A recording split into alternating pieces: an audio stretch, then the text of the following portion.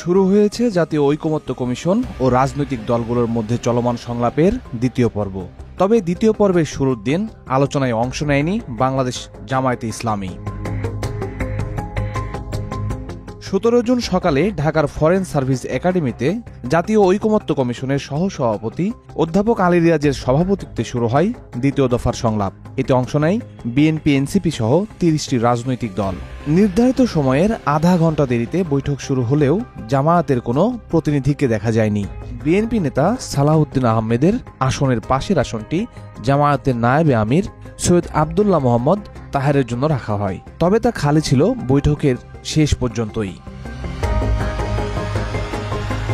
দুপুরের খাবারের বিরতি পর্যন্ত আলোচনায় অংশ নেননি জামাতের কোনো প্রতিনিধি। বিরতিতে এই বিষয়ে প্রশ্ন করা হয় উপস্থিত অন্যান্য রাজনৈতিক দলের নেতাদের কাছে। বাংলাদেশ জামায়াতে ইসলামী তাদের প্রতিনিধি এখানে নেই। তা আমি এই বিষয়টা প্রশ্ন করেছিলাম।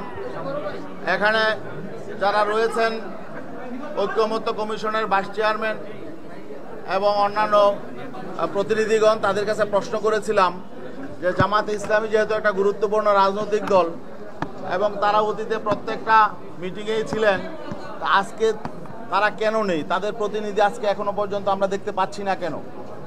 তো তারা জবাব দিলেন যে হয়তো তারা লাঞ্চের পরে আসবেন।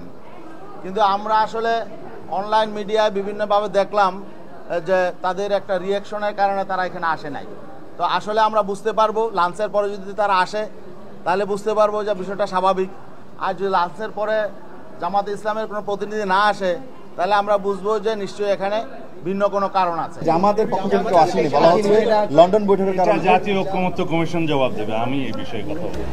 আলোচনায় অনুপস্থিতির বিষয়ে জানতে সকাল থেকেই যোগাযোগ করা হয় জামায়াতের কেন্দ্রীয় নেতাদের সঙ্গে। দুপুরের আগ পর্যন্ত এই বিষয়ে কথা বলেননি দলটির কেউই।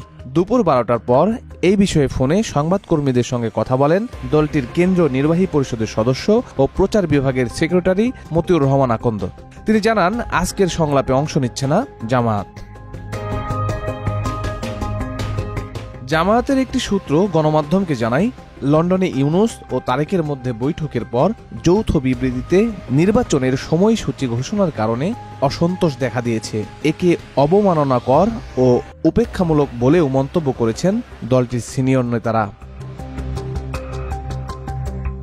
দ্বিতীয় পর্বের প্রথম দিনে সংবিধানের ৭০ নং অনুচ্ছেদ, সংসদীয় ১০০ আসনে নারী প্রার্থী ও সংসদের অন্তত 4টি স্থায়ী কমিটির সভাপতি বিরোধী দল থেকে নির্বাচনের বিষয়ে আলোচনা হয়।